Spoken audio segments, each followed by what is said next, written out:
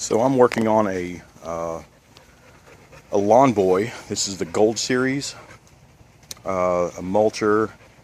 It is a two-stroke, if anybody's familiar with those.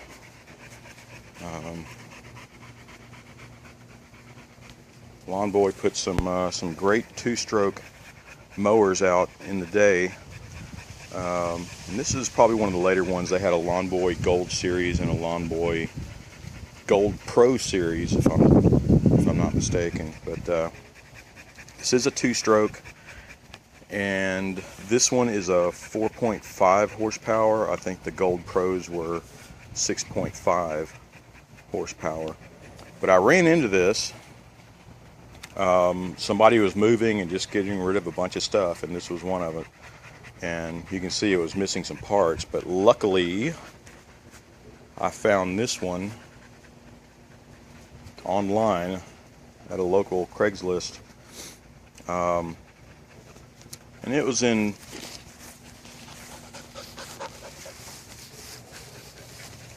trying to look at both of them to see which one was in the worst shape. It looks like this one was pretty beat up, but it's the exact same model, and it looks like it had the missing pieces that I was looking for.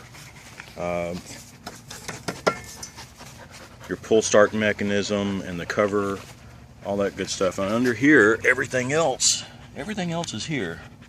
So I'm just going to take it apart and take the pieces off of the donor machine and put it all together. These are unique mowers. I've been wanting to get my hands on a two-stroke, and with these models you can see the scraping right here, but it's a big, thick aluminum mowing deck. Pretty cool. And with it being two-stroke, there's some advantages and some disadvantages. Disadvantages, if they're not really tuned up well, there's a little more pollution involved. But with today's, if you mix the two-cycle oil with synthetic two-cycle oil, it'll burn a little less and keep it tuned up, and probably the pollution is about the same. Who knows? But with a two-stroke, if you're on a real hilly terrain, you don't have to worry about a lack of oil circulating in your machine at different angles, and with these you get a little more torque out of these two strokes. So I'm going to restore this one and then give it a shot. I'm going to try to find some really thick grass somewhere, maybe over here by our little garden, and see how it does in tall grass and wet grass, all that good stuff. But I'm going to start tearing this thing apart and restore this bad boy. So this top half was off, and under here on the rear there's one single screw or bolt, and then the hose line under here, and you're able to take all this apart. Ooh, pretty gunky in there.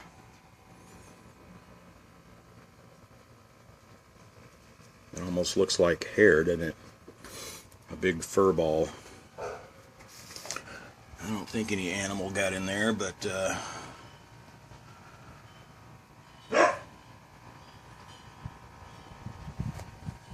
that's what it looks like. Let's go clean this stuff up. So I was able to hose this thing down. I put some degreaser on it and sprayed it down. Got rid of the majority of the junk. At least it's workable now. And as I take all these pieces off, I will clean them a little more in depth. And I think I'll start with the air cleaner. So you can see this. It looks like it's put together pretty well. Has a nice thick flywheel. Even the air cleaner, you can see that. It's got a pretty hefty clip. It really keeps this thing on. But I almost hate to take this off and see what it looks like. Yikes. Yeah, I don't think it was getting any air. What do you think? So I'll take all this off, clean it off, take the carburetor off, clean it up. Everything looks pretty good. The flywheel looks good and clean. There's no rust. The magneto looks good. Of course, we'll check that when the time comes. Everything else looks pretty darn good. So I got the carburetor all cleaned out. It was not in that bad a shape. The air cleaner housing is all cleaned up. Everything is looking good, and I decided to take a look at the rear wheel drive. When I took that little cover off, you can see it's just all caked up with junk. So I'm going to clean all that up and check the belt, make sure it's not split or broken. Yeah, there was just junk all over the place. So let's clean that up. Alright, so I just hosed all that off, got all the gunk out of it. Yeah, there's still some left in the corner there. I'll get to that. But like with the rest of it, I'm just spraying it down with some of the degreaser, Mean Green, I think, Mean Green Super Strength. Seems to be working pretty good, and I can mix it with my pressure washer, and it cleans it up pretty nice. So let's put it all back together. So I took some of these pieces, that top cover, and I'll probably be doing, you can see where there's some rust there on the handle and everything, and I'm painting it with this Rust-Oleum, the rust reformer. Works pretty good. You spray it on, it converts the rust, and it gives it a matte black finish, which in this application is great, but you can also paint over it. So there it is. After a real quick cleanup and minor restore, it was pretty gunked up under there, but I got most of it out. So notice it's pretty well built. I took these parts, the plate and the rope pull linkage and spring, I took that out of that donor over there, and I traded the rear tires. That was kind of bald, but both of those, they're in better shape than what was on there.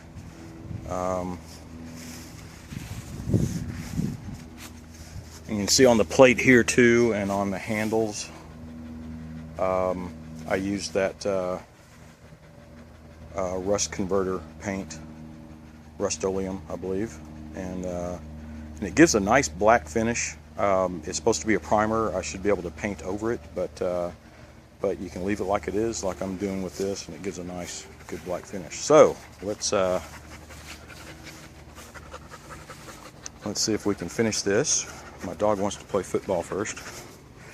All right, come on.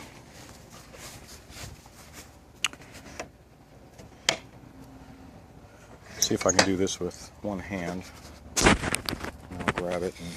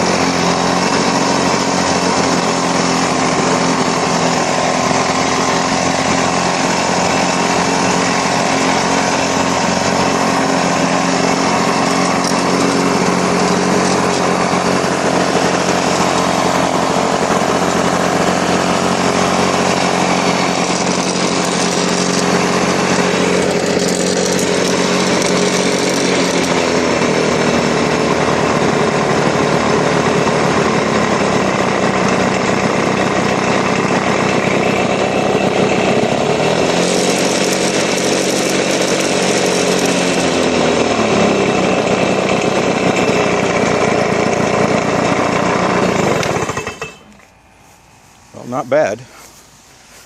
There's a few knocks. I think it was coming from the handle vibrating.